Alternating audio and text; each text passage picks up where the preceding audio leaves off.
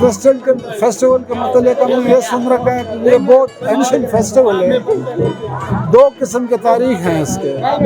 एक है कि सेकेंड वर्ल्ड वॉर में ये लोग इटली से यहाँ शिफ्ट हुए थे, सेकेंड वर्ल्ड वॉर। दूसरे साइड पे तारीख कह रही है कि जी अलेक्जेंडर ने जब ये इलाका फतह किया था, ये लोग यूनानी कल्चर के लोग हैं, यहाँ पे उस वक्त से आबाद है। बस ये फेस्टिवल एंजॉय करने के लिए आया।